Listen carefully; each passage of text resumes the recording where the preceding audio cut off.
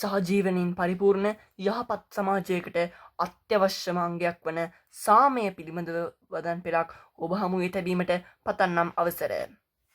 සාමය.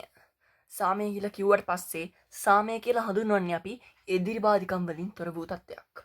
එහෙමත් නැත්නම් පුද්ගලයෝ දෙදෙනෙක් හෝ වැඩි සංඛ්‍යාවක් යහපත් අන්තර්පුද්ගල සමතා පවත්වා ගනිමින් සහජීවනයෙන් සමගියෙන් එකිනෙකාට උදව් කර ගනිමින් ජීවත් වීමත් මේ සාමයේ එක්තරා අවස්ථාවක් කියලා අපිට හඳුන්වන්න පුළුවන්.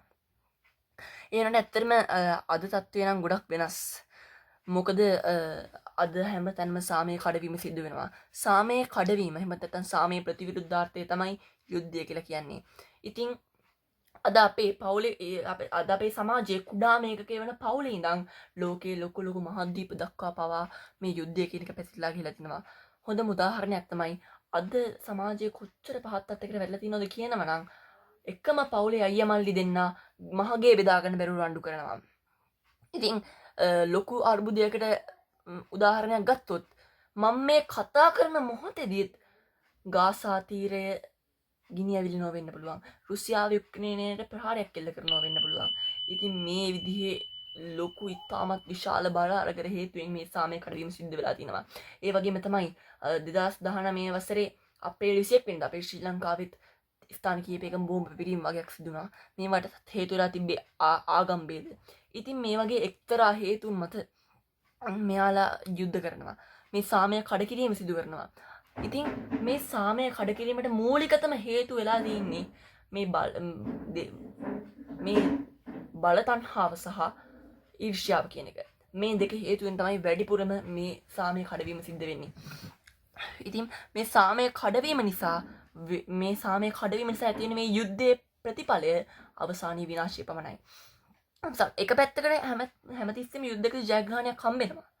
නමුත් දෙපැත්තටම අත්වෙන්නේ විනාශය පමණයි.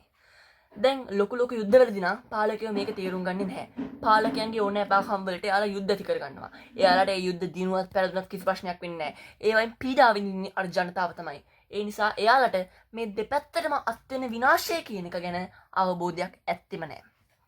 ඉතින් අනිත් එක තමයි අපි අවුරුදු ගාණක් සියවස් ගණනාවක් තිස්සේ රැකගෙන ආපු අපේ සංස්කෘතික උරුමයන් මේ යුද්ධයන් නිසා මේ සාමය කඩවීම නිසා විනාශ වෙලා යන්න පුළුවන්. අපේ අනාගත පරම්පරාවන් විනාශ වෙලා යන්න පුළුවන්. මිනිසා ප්‍රමුඛ සීල සතුන්ගේ අනාගතය මේ යුද්ධය එපත්තත් මේ සාමය කඩවීම කියන මාතෘකාව යටතේ විනාශ වෙලා යන්න පුළුවන්.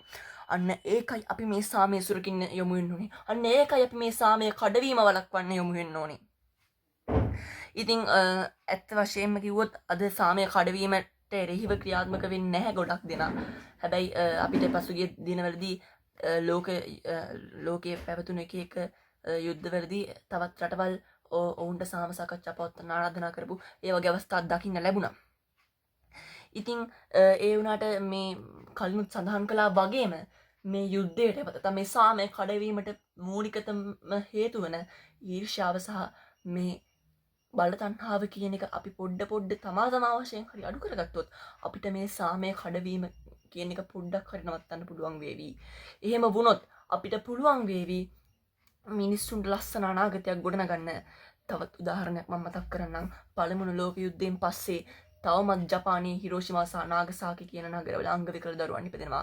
ඉතින් මේ විදිහට මේ සාමය කඩවීමේ හේවත් යුද්ධයේ ප්‍රතිඵල සියවස් ගණනාවක් ඉදිරියට පිහිදෙනවා. ඉතින් අපි ඒ නිසා මේ සාමය සුරකිමු. අපි මේ සාමය අපි සාමය සුරකින්න පටන් ගත්තොත් අපේ අනාගත පරම්පරාවලටවත් යහපත් සහජීවනයෙන් කටයුතු කරන උදාර වූත් නීතිගරුක වූත් සමාජයක් ගොඩනගන්නට හැකි වේවි. ඉතින් තමා මේ සමාජය කියන මකුළු දැලේ එක් නූල් පොටක් පමණක් බව දැන ඒ සමාජය කියන මකුළු දැල නිසියාකාරව පවත්වා ගැනීමට අන් නූල් පොටවල් සමගද සහජීවනයෙන් අත්අල්ලාගෙන සිටිය යුතු බව සිහි කරමින් මම නිහඬවන්නේ සුදු පරවියන් රෑන් පිටින් ඉගිල යන අහසක් දැකීමට පැතුම් එක් කරමිනි. ස්තුතියි.